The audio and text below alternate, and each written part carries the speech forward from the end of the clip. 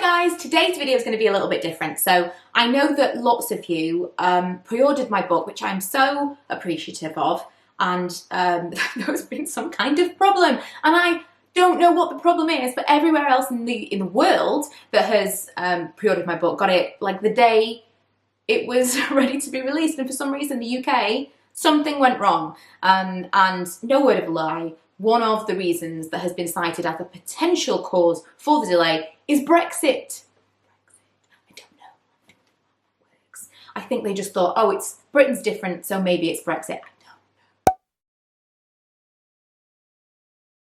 So I thought today, for those of you that have been waiting, I would go through basically the first section of the book. One of the most frequent questions that I got early on was, why a style book? Why style? Because I'm not synonymous with style, 100%. You don't think of me and you think, oh, she's very stylish, or oh, she's very fashionable, or whatever you want to use. And that's absolutely not what we're here to talk about at all. What we're talking about is lifestyling. It's not about, walking down the street and looking uber chic. It's not about that at all. It's about identifying what your lifestyle really is and styling that life. So it's more of a, I want to say it's more of a lifestyle book, it is, but it's more of a, it's almost semi self-help, because as we go through the different chapters, I talk a lot about understanding yourself and understanding your relationships and yourself and all of that stuff, but it all begins, as with the journey to Narnia, through the wardrobe. That's basically why it appears to be a lot about clothes, and it is, but it's not. And the reason that I talk a little bit about being a mom is because I've always been a mom, and I have never known anything different to that. I've always, my whole style and personal journey started with motherhood, because I had my daughter when I was 19. So I didn't know myself when I was 18 and pregnant. I didn't know anything about myself. Myself in that relationship with her dad, which was absolutely fine, nothing negative to say about him or our relationship, but myself in that relationship wasn't a fully grown person. I was still a child who was just going along with things, and I was thrown into something that, I wasn't probably emotionally equipped to deal with, and then into a relationship that was very, very serious very, very quickly. And so my perception, or my perspective of everything, of life in general, is that of having been a parent. But it's not from a mumsy perspective. It's very much, I'm a mom, but that's just part of my life. Being a mom is not who I am. I am me, and I happen to be a mom. And so I do want to kind of touch on how that can affect confidence and how that can affect your lifestyle and how you dress and all of those things, because it can, but it's not the be all and end all. Just the same as you are a certain person and you do a job, you are not the job that you do. That doesn't make you the person that you are. You're with me. So first of all, the first step to finding yourself, finding your style, would have to be really identifying what that is. Like, what is your life right now? Who are you? And in the book, I suggest that you write a little paragraph to describe yourself. So I said, I had my daughter when I was 19, at an age where I should have been footloose and fancy-free. I was struggling to find maternity clothes that didn't look like they belonged to my mother. Let me tell you, bump dressing has come a long way since then. I basically lived in linen trousers and spandex vest tops. I remember this time so vividly. I looked like a very uncool member of the Backstreet Boys. I've never been super body confident, and I had no particular style that I gravitated towards at that point, so I embraced middle-aged mom chic until my daughter Ella was about 2 years old. Aside from having no idea what clothes I wanted to wear, I didn't know myself yet, and hadn't had enough life experience to know what I wanted from it. And once I had a baby, it felt a lot like my path had already been set out for me. Looking back at this with a decade of hindsight, I can see clearly that I'd separated my mom family self from my young fun self. And I had my routine during the week, and then on a Saturday night, babysitter willing, which my mum was always, I went out with my friends and was a regular 20-something with no responsibilities. I was compartmentalizing the different areas of my life. I think I was protecting my new mum me from my me, so as not to lose myself completely. And at that time, I thought my struggle was only that of a teen mum, but I've since realised it's not an age-specific battle. This is very much something that I thought, oh, this is what everyone goes through when they have a child when they're so young. And it's just not. I think even when you're in your 30s or 40s and you have a major life change, whether that be a dissolution of a relationship, a huge change in job, parenting, whatever it might be, when a massive shift occurs, something kind of changes in you and it can knock your confidence and you can kind of suddenly not really understand who you are or where you are or what you're supposed to be. And so who are you? What is your life like right now? That's step one. And it seems so ridiculously easy, but if you consider, when you think about finding my style, so in the past I've talked a lot about, how I've tried to find my style and looking at mood boards and whatever else, and I've not really ever gone into a lot of detail, and that's because I was going to, and then I was asked to write a book, so it all went into the book. But I am going to go into it in a series of videos for you, and this is the first one. I used to suggest that people go to Pinterest and just look at style, or look at a certain kind of style, casual style, just very, very vague, and then just create a whole new board and pin a bunch of things that really, really appeal to you. Just take a good amount of time to do this and pin, and at the end take a little look across and there will be certain things that are similar. So certain like groups where you're like, oh, I'm really gravitating towards this colour, or I'm really, really gravitating towards this particular item or these kinds of outfits. So then try and separate those ones out, and you can kind of hone to a point where you think, okay, this is the style that I like.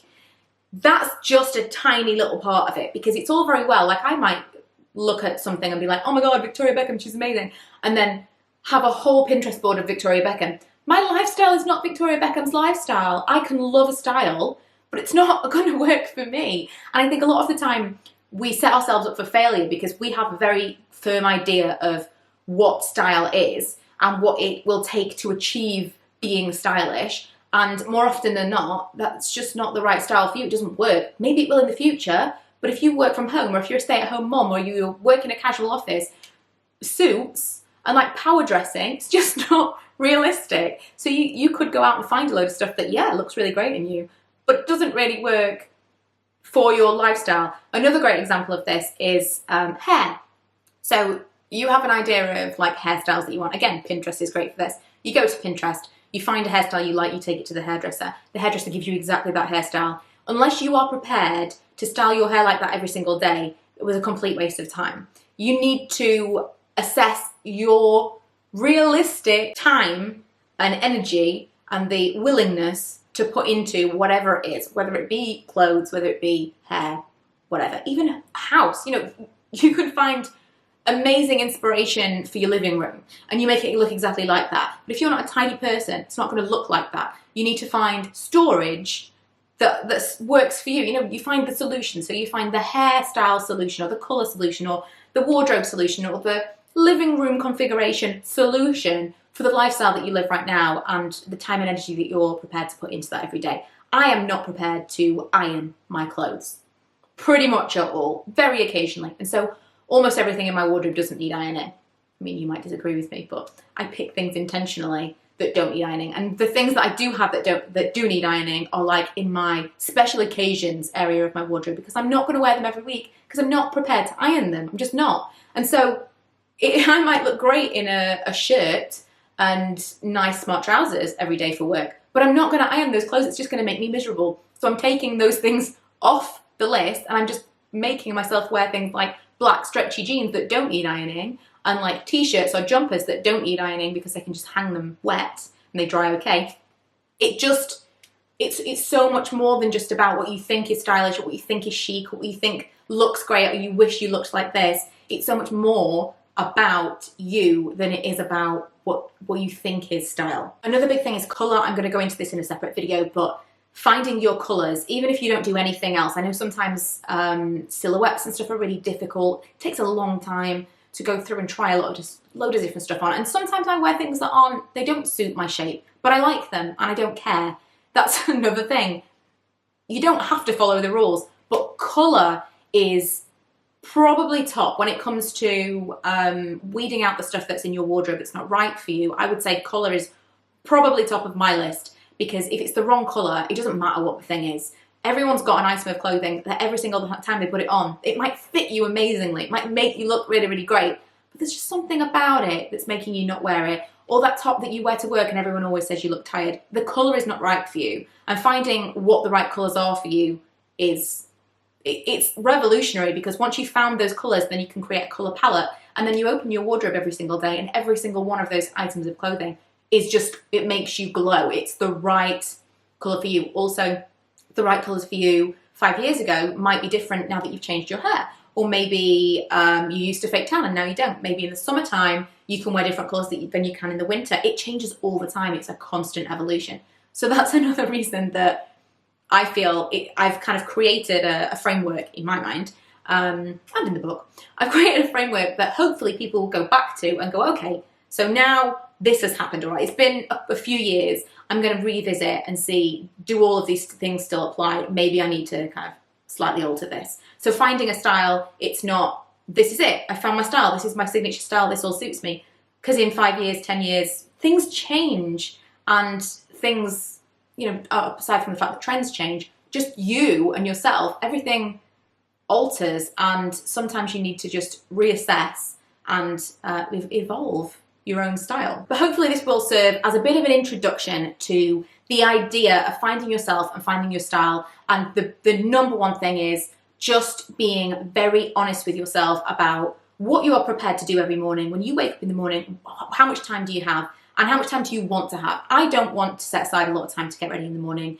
You might give yourself an hour. I know my friend Emma gets up really early just to kind of have time. And she likes to have, she doesn't like to be rushed. I don't care. I'll get up 5 minutes before I have to leave the house. That's just who I am. And so it's pointless me putting together really intricate and detailed outfits where I have to like fiddle with things. I'm just not going to do that. I'm going to put on jeans and a sweatshirt.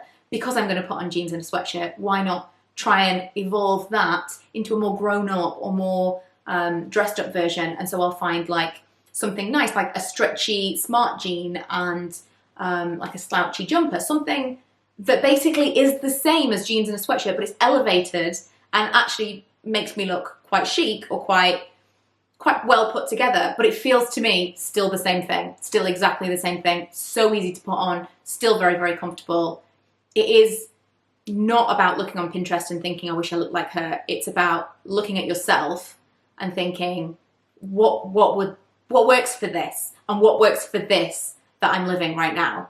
Because so much of it is that we're looking at someone else and thinking, I want to look like that person. And we will never achieve that. Me having Jennifer Aniston's hair, I'm never going to look like Jennifer Aniston because I'm not prepared to put in the time and the effort, don't have the money, to look like Jennifer Aniston. Plus, I don't look like Jennifer Aniston.